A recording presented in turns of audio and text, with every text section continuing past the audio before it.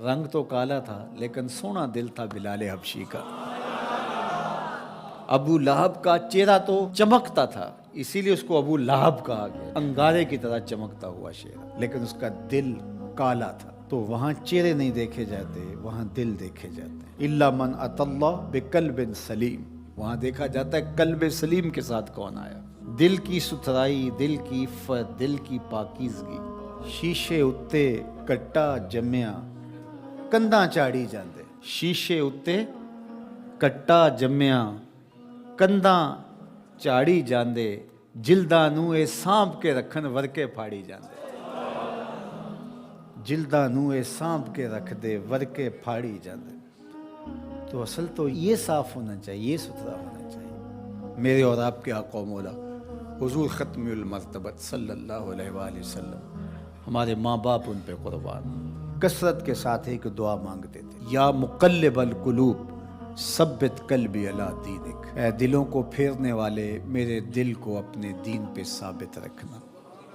ام المومنین رضی اللہ تعالیٰ عنہ فرماتی ہیں کہ میں نے حضور علیہ السلام سے پوچھا کہ حضور اسلام لانے کے بعد بھی اس کی ضرورت ہے کہ یہ اللہ کی بارگاہ میں عرض کریں؟ تو آقا کریم نے ارشاد فرمایا کہ دل رحمان کی 2 انگلیوں کے درمیان ہے، وہ جس طرف چاہے پلٹ دے، بے نیاز ہے، تو اس لیے ہر وقت اس سے مانگنا چاہیے اللہ میرا دل سلامت رہے، دین پر قائم رہے۔ ورنہ ہم دیکھتے ہیں کتنے لوگ ہیں بظاہر اچھے ہوتے ہیں لیکن انجام بخیر نہیں ہوتا۔ انما الاعمال بالخواتیم، اعمال کا دار و مدار حسن خاتمہ پہ ہے۔ خاتمہ کیسا ہوتا ہے؟ حضرت سہل بن سعد الساعدی رضی اللہ تعالیٰ عنہ فرماتے ہیں کہ ایک غزوہ میں ایک مالدار شخص بڑی بے جگری سے لڑ رہا تھا، اس جرت سے لڑ رہا تھا کہ ہمارے دل میں آیا کہ کیا بات ہے۔ آقا کریم علیہ السلام نے دیکھا تو فرمایا جس نے اہل جہنم میں سے کسی کو دیکھنا ہوتے سے دیکھا۔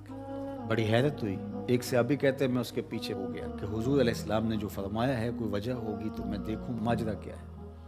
تو کہتے ہیں جب وہ لڑتے لڑتے زخمی ہو گیا تو اس نے اپنی ہی تلوار کو اپنے سینے میں یوں رکھ کر کے اپنا وزن اس اوپر ڈال دیا اور 2 کندھوں کے درمیان سے تلوار ادھر نکل گئی اور یوں خودکشی کر لی۔ تو کہا کہ بندہ ساری زندگی نیکیاں کرتا ہے، لکھا ہوا غالب آ جاتا ہے اور پھر آخر اچھا نہیں اس کا رہتا۔ اور کتنے ایسے لوگ ہیں کہ جن کا ماضی بہت بھیانک اور برا تھا لیکن آخر ٹھیک ہو جاتا ہے۔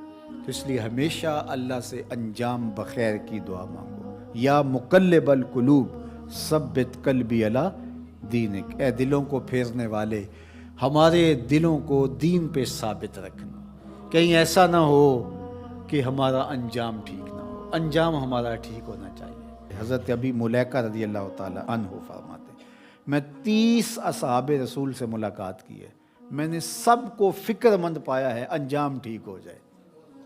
جنہوں نے اپنی آنکھوں سے حضور کو دیکھا وہ بھی ڈر رہے ہیں ہمارا انجام ٹھیک ہو جائے۔ رنگا رنگ سہیلیاں پرن کڑے، پر پریا اس دا جانیے جس دا توڑ چڑھے۔ ہمیں ایک اور دعا ترغیب دی گئی قرآن مجید میں اہل ایمان کو، اور وہ کیا؟ ربنا لا تزغ قلوبنا بعد اذ ہدیتنا وہب لنا من لدنک رحمہ انک انت الوہاب، اے اللہ ہمارے دلوں کو سیدھا کر دینے کے بعد دوبارہ ٹیڑھا نہ کرنا۔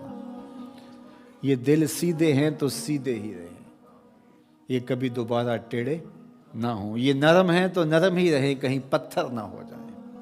ایمان کے نور سے جگمگا رہے ہیں اللہ، یہ جگمگاتے ہی رہیں، کہیں دوبارہ ان میں ظلمتیں نہ آ جائیں۔ لا تزغ قلوبنا بعد اذ ہدیتنا، ہمارے دلوں کو سیدھا کر دینے کے بعد دوبارہ ٹیڑھا نہ کر دینا۔ وہب لنا من لدنک رحمہ، اور ہمیں اپنی جناب سے رحمتیں عطا کر دے۔ انک انت الوہاب، تو وہاب ہے، اپنے کرم سے اپنے فضل سے ہمیں مالا مال فرما دے۔ تو میری دعا ہے اپنے لیے سب سے پہلے اور آپ سب کے لیے اور اپنے جملہ دوستوں کے لیے، پیر بھائیوں کے لیے، سب ملنے والوں کے لیے کہ اے اللہ ہم سب کو ہمیشہ ثابت قدم دین پہ رکھنا، آخری ہچکی تیرے نام پہ آئے، تیرے محبوب کی غلامی میں آئے، ہم سب کا خاتمہ ایمان پہ۔ ایک ایک کر کے دوست ہم سے جدا ہو رہے ہیں، ہم بھی اس دنیا پہ مستقل رہنے والے نہیں ہیں، کوچ کر جانے والے۔